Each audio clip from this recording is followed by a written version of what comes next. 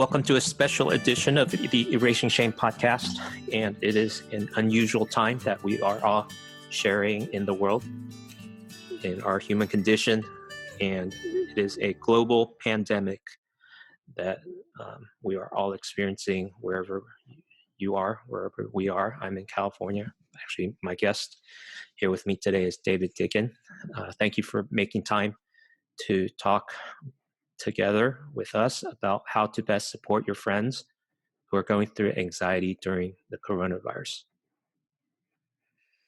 Thanks for having me, DJ. And David, you are a crisis counselor. Yes. So we are in the midst of a crisis. So how do we support our friends? I think the first step is to create safe space for our friends and loved ones to be open about how they're feeling. I think we need to use what we talk about, what we call non-judgmental listening. That means that we're open to whatever they might be saying, and then we can address it from there. And we deal with their emotions and not necessarily the situation. I don't have to tell you, we don't have a whole lot of control over this. I mean, we can sanitize, we can do the social distancing, but then there's other parameters that are out of our control. Well, here in California, our governor has just issued a shelter in place. Some people call it lockdown or shutdown. So a lot of businesses are now closed. We're supposed to stay at home. And so one of the things that happens is we feel isolated and we can't be around other people except our immediate family or maybe a friend if you have a roommate. Right. So what can we do in that situation? Because it doesn't feel like there's a safe place if you're alone. Yeah. So, I mean, we've got FaceTime, we've got audio phone calls, we've got Zoom and these various vehicles to communicate. I think a good action plan would be a commitment to call 5 friends today. And also, I think it's the posture that we want, the radiant that we want to send out is that we're welcoming phone calls. We don't want people to feel like a burden. One of the things that we experience as crisis counselors is often people that are in crisis, they feel like they're a burden. So I submit that Satan's greatest weapon, or his greatest weapon is lies. Mm-hmm. And his greatest lie is that you're a burden. And the reason why I say that Satan's greatest lie is that you're a burden, it is because when people feel like a burden, they won't reach out and get help. So Satan wants you to feel worthless, and he wants you to feel like you don't live up to God's standards. And that's certainly one of his weapons through lying in your mind. But when you feel like a burden and you feel worthless, you won't even reach out and get help. Wow. So even when we don't feel like, since we're talking about feelings and emotions, when we don't feel like we can reach out for help because we feel like we would be a burden, that's not true. It's okay to reach out and call someone or text someone to start a conversation. Exactly. So that's where we can take the first step. So instead of addressing, I feel like a burden directly and telling them you're not a burden, let's demonstrate that they're not a burden by reaching out. And also, too, by being sensitive in social media posts or even podcasts like this. I've seen some podcasts where people come on and say, we're Christians. We shouldn't have fear. We shouldn't be like the world and have fear. Well, we got to be careful with podcasts and messages like that, because people that feel like a burden and then hear that, they might not reach out and get help. So I think being able to receive people for help is more important than being doctrinally correct. Why is fear mentioned so much in the Bible? Because it's true and it's real and it's a human emotion. And it's relative. Some people, the fear is a sliding scale. Jesus told the disciples, in the world you will have tribulation, but take courage, for I have overcome the world. So Jesus was dealing with emotions. He said, you're going to have tribulation, but he told us to take courage. And then if you look at the writers in the New Testament, they talk a lot about encouraging one another and meeting together and building each other up. Those are the kind of messages in the New Testament. So back to square one, we want to create safe space for people to be open about their emotions. And also too, as I talk about, when I say deal with emotions, what I'm saying is, let's not downplay circumstances as an attempt to help someone to feel better. What do you mean by that? So if somebody, let's say somebody, so there's graduations are closing right now. Yes. There are kids that have been in school for 4 years that are seniors, could be 6 years for that matter, and they plan on graduating in the May-June timeframe, and their graduation's closed. Or maybe they can't graduate because they're not going to get all their intern hours, and whatever their major is might require certain hours. And this could spill over to the summer. It could spill over to next fall. This could be shattering. This could be dream shattering for someone who wants to get started in their career, and now there's been a delay. So sometimes what we do as supporters, parents, whatever the case might be, we try to say like, oh, everything's going to be okay, or you'll get through this, or, oh, it's not that bad, or, you know, the school's going to reopen. All that might be true, but let's make sure we're talking about how they're feeling about the delay or something getting canceled. So what we can do is we can ask open-ended questions. Can you tell me how you're feeling? Can you tell me who best supports you? Can you tell me if you're feeling down, who are you going to call? And then when they name the person, let's ask them to commit to follow through to make that call when they're feeling down. Okay. Good. So the call to action is to call. The call to action is both ways. We ask for a commitment for our loved ones to reach out if they're feeling down or if they're in crisis, but also we need to reach out. And I need to reach out. I'm not here to tell you it's easy for me. I'm getting all kinds of messages. My daughter's supposed to get married in July. That might get delayed. Her best friend, the wedding was just canceled. I've got, you know, all kinds of stories like that. The next door neighbor kid was moved to Las Vegas and was working at a restaurant. He's out of work. Yeah. We have many listeners and viewers that are not Christians. So how can they understand what's going on? Why would God allow this kind of a crisis to happen? Well, I didn't know you were going to ask me theological questions. Well, you mentioned God first, and you started quoting the Bible. So I wanted to say, hey, there's other kinds of people around too. I mean, I'm not going to answer a question that I don't know the answer to, but what I can commit to is that as believers, we need to be led by the Spirit and reach out to these folks that are in pain and continue to lean on God in the midst of these circumstances. I mean, I guess you're right. I quoted that verse in John. Jesus said you are going to have tribulation, but Jesus didn't really speak as to why there would be tribulation other than the fact that it's there, and he didn't say it was going to go away. So clearly God's allowing this because it's happening. But the angle that I want to approach this from is, what is our response? How can we rally together, and how can we create that safe space for people to be open about their feelings? And also too, if like this wedding that I just talked about that got canceled, that's devastating. Mm-hmm. So it's okay to tell your friend, in this case, my daughter's best friend, if you feel crummy, if you're just devastated, if you feel like your dreams have been shattered, that's understandable. You've been looking forward to this wedding for almost a year now, and it just got canceled. So if you're feeling down, if you're discouraged, that's understandable. But I'm here to listen and support you and to help walk you through this. Yeah, that's good.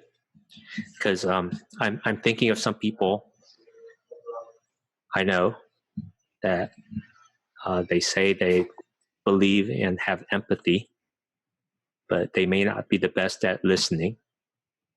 And if they're not listening, they're not going to receive the feelings that someone might share, and therefore it no longer feels like it's a safe place.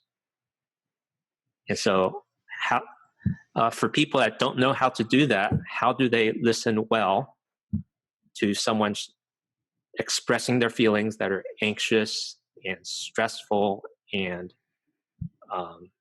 worrisome?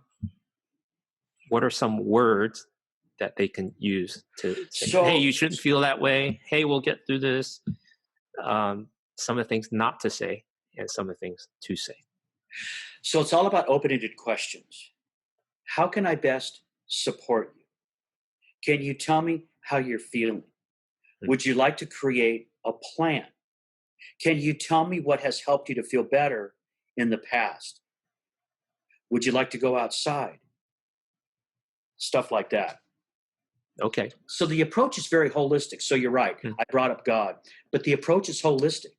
Good sleep, good diet, good self-care, exercise. You know, the gym's closed, right? All these gyms are closed.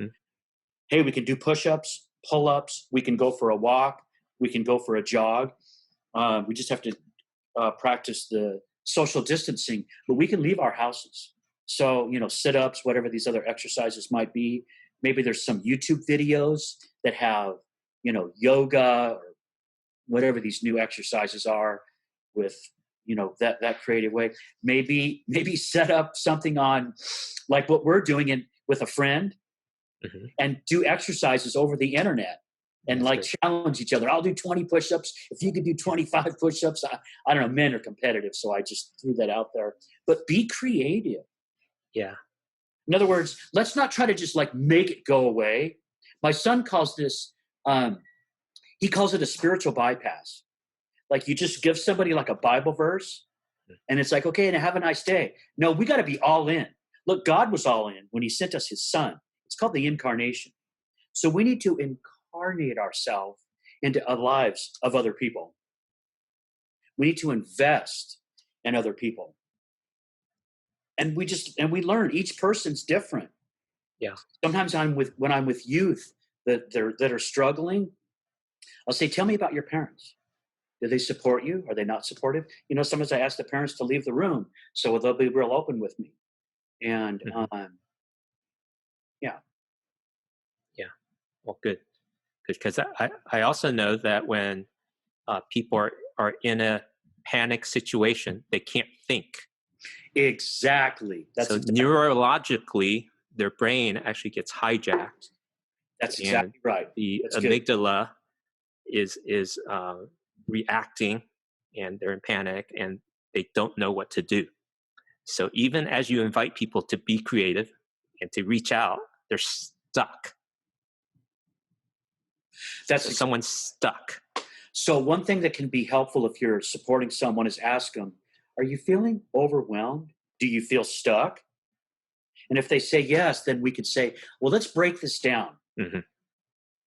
We could address something that's attainable and easy, or we could address something that's more complex. It's up to the person that you're supporting. It could start with a cup of coffee. It could start with a walk. It could start with journaling or music. Well, again, they're stuck. Okay. So they don't know what to do. So as the supporter, we would say, okay, I'm here with you. Let's do something. Like this, right? It's understandable that you're feeling overwhelmed with having to do online classes remotely. Let's say someone flew home from another state during spring break and they can't go back to the university, which is where their books are. And now they're studying online remotely because they can't fly back to the Midwest. So what we can do is we can say, okay, that's overwhelming, but I'm here to help you. Do you want to take the online classes? Do you want to drop out of the semester? What information can I get from your professors to help walk you through this? Can I read the emails you're getting from the university and see what it's saying, and just break it down and tackle little pieces at a time? And here's another thing, and this is a very important point. People take the circumstance of someone in college right now who just got all these announcements and they're just completely rattled. If they're in college, they have previous successes. we can use those previous successes to demonstrate and to show them that they can do it. Mm. But in this particular situation, what we're saying is we're not asking you to do it alone. We're going to stand with you. But you got this, and you can do this. God's in this. The body of Christ is in this. The community's in this, and we're all in to help you. So I've kind of repeated myself on some of that, but break it down one by one. Grab one attainable piece. Maybe it's getting out of bed. Maybe it's taking a shower. Maybe it's making a sandwich. Maybe it's watching an online class for the first time remotely. Help them with the electronics. Maybe they have to do online classes now, and they don't even have to know how to connect like to the Zoom thing or whatever. Help them with that. And then when they experience calmness, let's duplicate that. Yeah. Okay. Good. We have a viewer on our live stream, Angie. Hello, Angie. And her comment is, even the medical community will openly admit that they have no treatment and they don't know how to help. You talking about like at a hospital or in like the mental health community? Both. Yeah. So how do you want me to respond to that? How can you respond to that? They don't know how to help.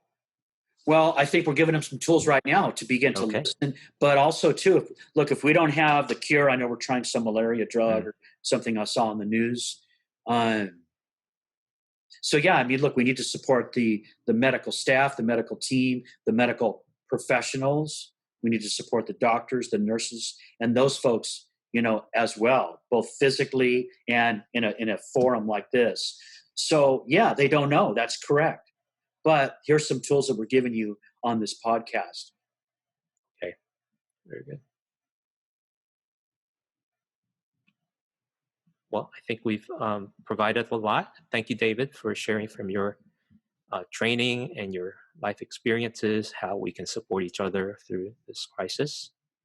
And if people have questions and comments, we're available on social media, Facebook page, Erasing Shame, on YouTube channel for Erasing Shame, and also at erasingshame.com, where you can subscribe to our podcast on any popular platform, including Spotify and Pandora, as well as Apple Podcast and Google Play.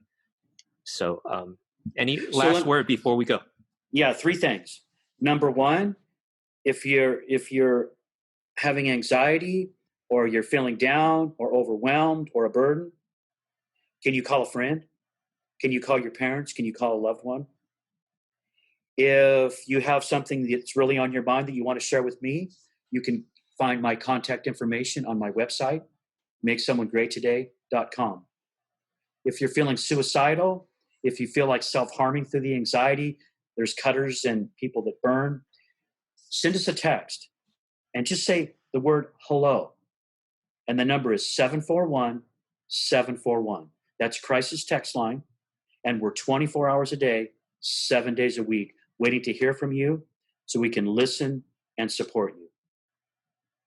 Thank you, David. We'll add that in the show notes at erasingshame.com and on our Facebook and YouTube pages as well. Thanks, DJ. We'll get through this together. Let us know how we can help, and we'll listen.